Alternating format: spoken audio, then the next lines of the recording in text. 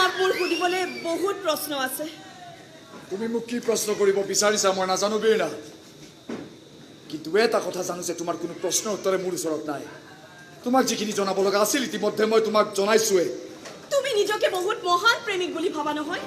প্ৰেমৰ নামত সকলো ত্যাগ কৰিব পৰা প্ৰেমিক নহয় বীণা, মইতো মাত্ৰ ঠিকেই কৈছো। মই নিজকে এজন মহান প্ৰেমিক সজাবৰ বাবে তুমি মোৰ বাবে ইমান ডাঙৰ বলিদান দিছা। মোৰ প্ৰতি থকা প্ৰেমৰ বাবে তুমি জেলত এজন হত্যাকাৰীৰ জীৱন কটাইছা। তুমি ভুল বুজিছা বীণা, ভুল বুজিছা তুমি।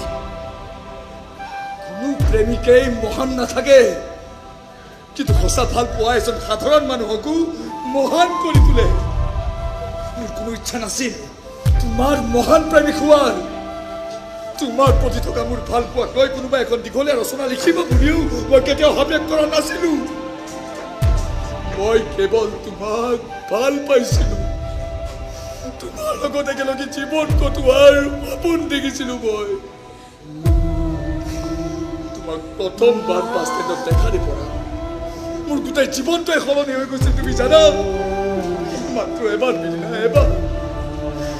এবাৰ তোমাক চোৱাৰ বাবে সদায় গৈ থিয় হৈছিলো এই বাছ ষ্টেণ্ডত। জানিছিলো তুমি কোনোদিনে মোলে চোৱাই নাছিল, কাৰণ তোমাৰ বাবে মোৰ কোনো অস্তিত্বই নাছিল। তুমিয়ে আছিলা মোৰ জীৱন, মোৰ পৃথিৱী, মোৰ সকলো। মোৰ মনৰ চহৰৰ প্ৰত্যেকখন দেৱালত কি লিখা আছে তুমি জানা?